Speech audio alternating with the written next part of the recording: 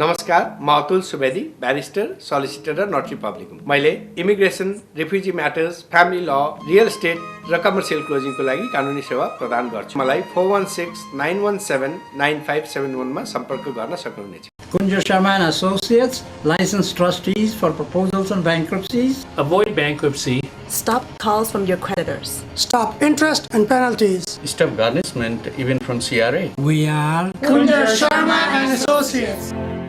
At the approval GD, we want to see past your back credit. We want to see past the credit report, which might look very, very bad. And we want to hear your side of the story because at the end of the day, it does matter. के तपाईँ घर जग्गा खरिद बिक्री गर्दै हुनुहुन्छ? भरपर्दो सेवाको लागि सम्झनुहोस् लक्ष्मण सुवेदी। Phone number 6477160666। नमस्कार, म Hemraj Pandey, licence insurance advisor. यदि तपाईहरुलाई कुनै पनि किसिमको इन्सुरेन्सको जरुरत परेमा मलाई सम्पर्क राख्न सक्नुहुन्छ। मेरो टेलिफोन नम्बर 6473387776। मिठो र स्वादिलो इन्डियन खानाको लागि सम्झनुहोस् the Bombay grill Indian restaurant. ठेगाना 3480 फेयरभ्यू स्ट्रिट, बर्लिङटन, अन्टारियो। यो छोटो विश्रामपछि पुनः स्वागत छ नेपाल टिभी क्यानाडामा। दर्शकबिन, यतिखेर म नेपाल टिभी क्यानाडाका डाक्टर तुलसी धरेलसँग छोटो कुरा गर्न गइरहेको छु।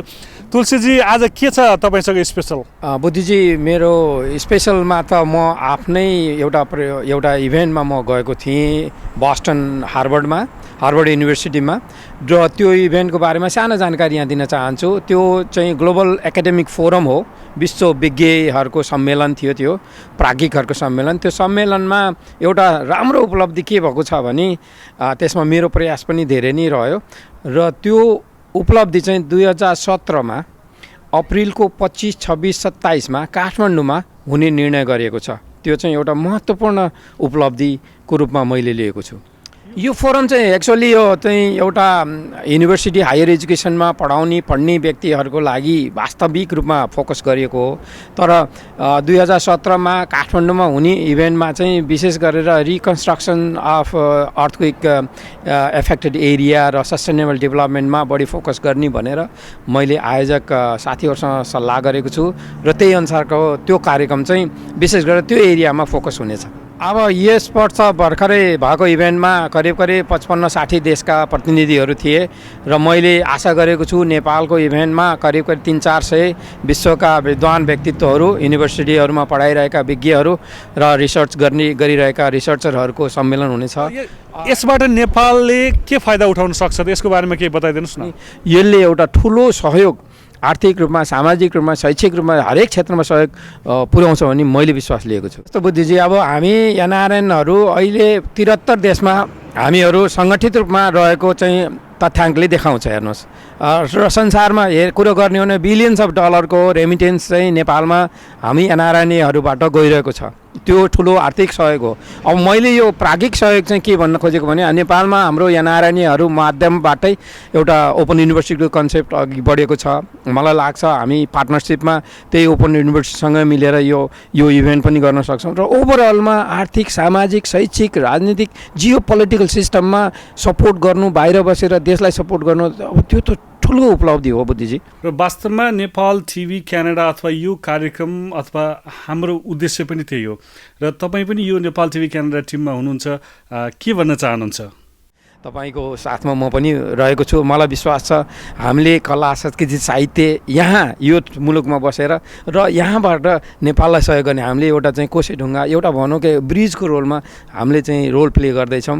अब त्यसमा त हाम्रो वास्तवमा भन्ने एचिभमेन्ट त यसलाई अरूहरूले हेर्दाखेरि पनि हाम्रो प्रशंसा, हामीले आफैले प्रशंसा होइन कि ओभरअलमा चाहिँ we are doing a really great contribution towards the Nepalese community and Nepal. दर्शकबिन, आजभोलि यो संसार यति सानो भइसकेको छ, र खुसीको कुरा संसारको हरेक कुनामा हाम्रा नेपाली दाजुभाइ तथा दिदीबहिनीहरू पुग्नु भएको छ, र नेपाली कला संस्कृतिलाई अब नेपालमा मात्रै सीमित होइन, अब संसारभरि पुर्याउनुपर्छ भन्ने मेरो यो अभियान। त्यसैले मैले यो कार्यक्रम क्यानाडाको टोरन्टोबाट सुरु गरेको छु। यहाँले यो कार्यक्रम क्यानाडाको टोरन्टोमा रजस च्यानल मार्फत हेर्न सक्नुहुन्छ। हामीलाई सोसियल मिडिया मार्फत संसारभरि पनि हेर्न सक्नुहुन्छ। र हाम्रो यो पहिलो एपिसोडबाट धेरै साथीहरूले संसारको विभिन्न ठाउँबाट मलाई इमेल अथवा म्यासेज मार्फत शुभकामना पनि प्रदान गर्नुभएको छ। यहाँ सबैलाई धेरै धेरै धन्यवाद जसले यो पहिलो एपिसोड सेयर गर्नुभएको छ, यसलाई मन पराइदिनु भएको छ। र विशेष गरी नेपाल टिभी क्यानाडाको यो टेलिभिजन प्रोग्राममा मैले क्यानाडाको जिटिएमा भएका नेपाली समुदायका गतिविधि त्यसै गरी अरू विभिन्न खालका खबरहरू पनि प्रस्तुत गर्छु। आज पनि म आइसकेको छु टोरन्टो जिटिएमा बस्ने नेपालीहरूका विभिन्न गतिविधिहरू लिएर। Namaste, Dinyabad. I'm very grateful for this opportunity to speak about the Primates World Relief and Development Fund and their relationship and collaboration with the Nepalese Canadian community services. Last April, when there was an earthquake in Nepal, our organization was quite moved by it because we have a staff member named Naba Gurung, who we all respect and love, who is Nepali. And so it was with great interest and concern that we began raising funds for relief of the earthquake. Naba is the humanitarian coordinator, response coordinator for the Primates World Relief and Development Fund, PWRDF, and so he was at the forefront of our response to the earthquake. We work through the ACT Alliance, which is a group of over 100 churches, Christian churches around the world who work with partners on the ground. And so we were working through the ACT Alliance to find partners with whom we could channel relief. And then we, through Naba and through his relationship with NCCS, we were able to start a collaboration with the Nepali community here in Canada as they raised funds and wanted to bring them to PWRDF to channel funds to Nepal for relief. Naba Gurung has been to Nepal several times and is there today as I speak, monitoring and the funding, working with the people, particularly Lutheran World Relief, through which we're sending our funding for help to, I think it's 164 families. So the money raised here in Canada by the Nepali community has made a difference to over 160 families in Nepal. We've been honored and very grateful to have this relationship and collaboration with the Nepali community. It's the first time as a World Relief and Development Organization that we've had direct connection with people who have moved to Canada who are finding generosity and funding for a disaster that's happened at home. We've worked somewhat with the Filipino community, but this has been a very good collaboration for which we're very grateful. And thank you for the opportunity to just say a little bit about that. Good afternoon, everyone.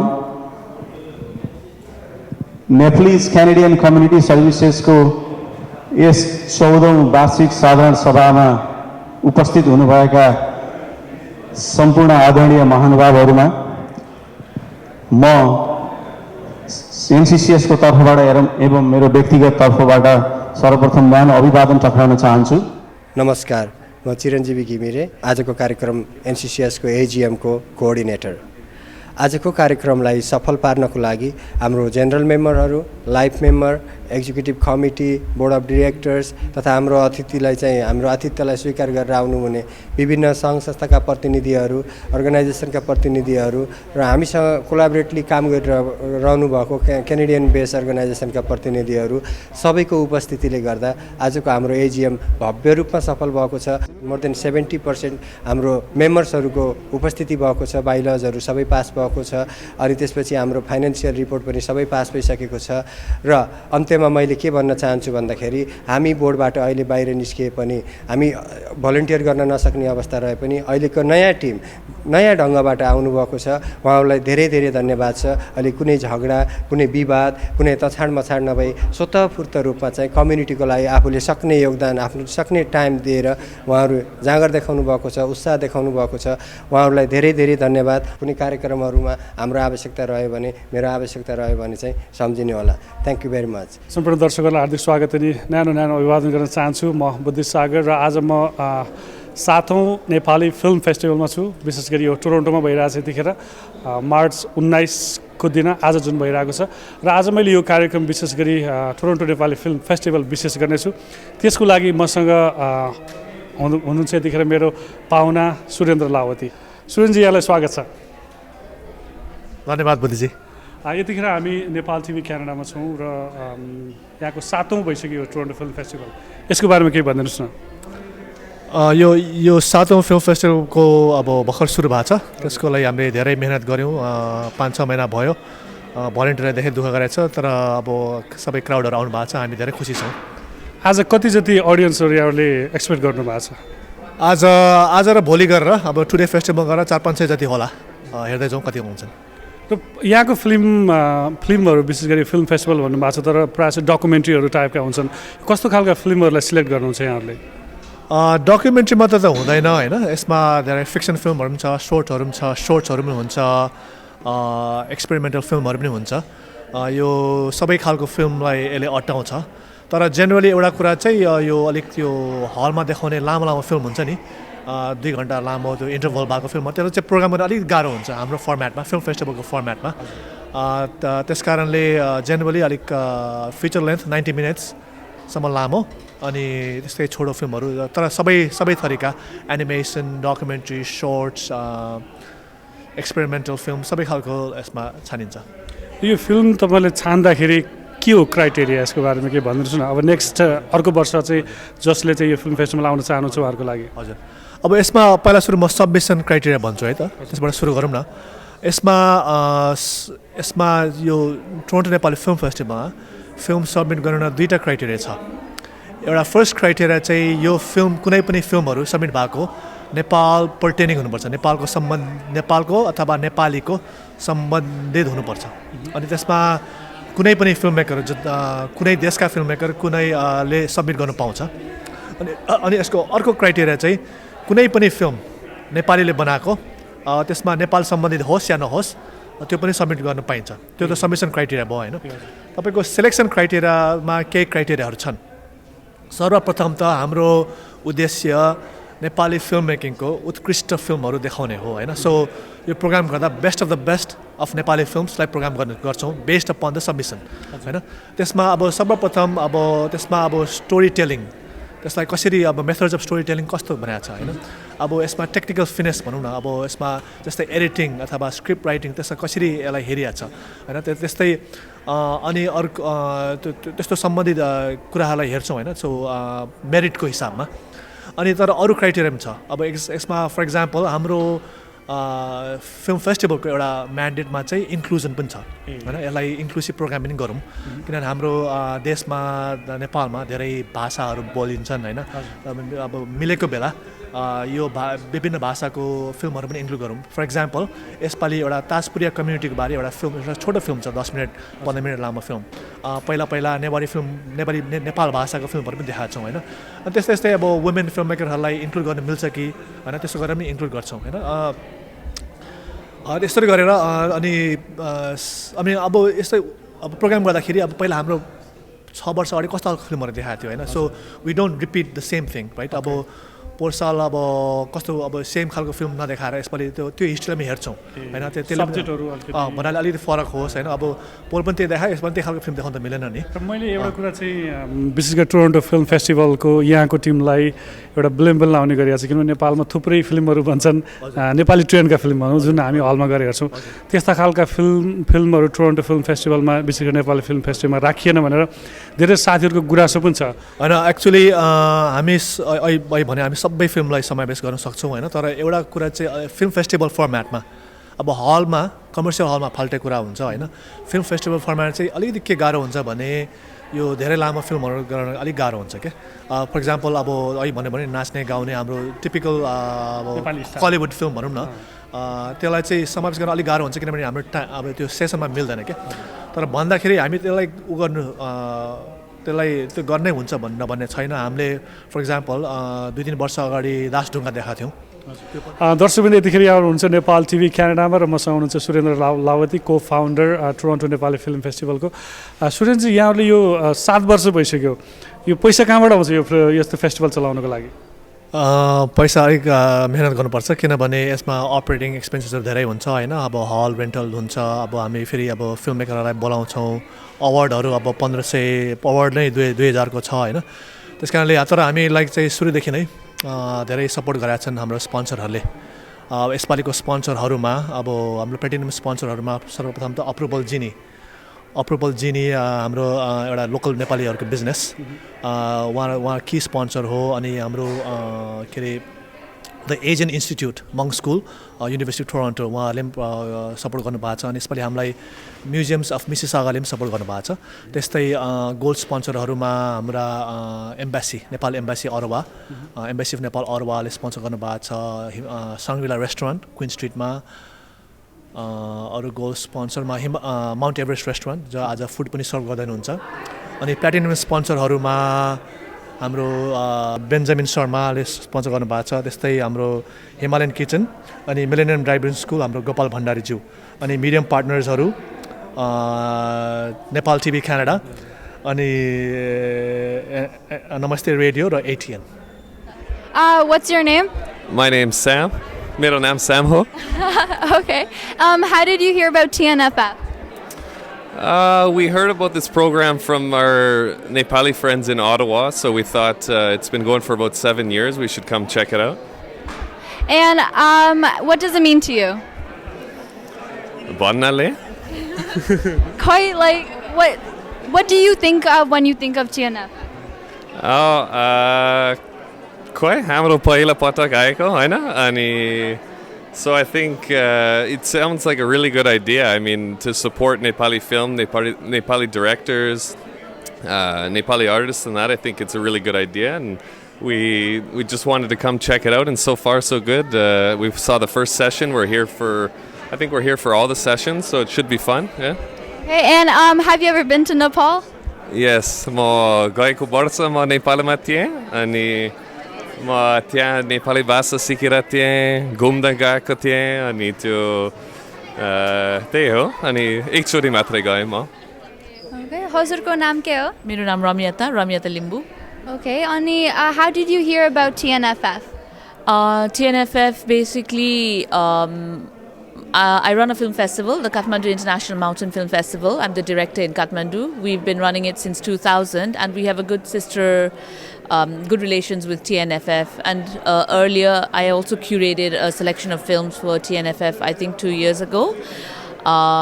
Since KIMF does show a lot of films by first-time Nepali filmmakers about Nepal, documentaries and shorts, we're a good place or platform for other film festivals to pick up films. So I think TNFF in that sense does look at films at KIMF and, look to us for discuss with us what would be a good selection for Canadian audiences here. So that's how I heard about TNFF.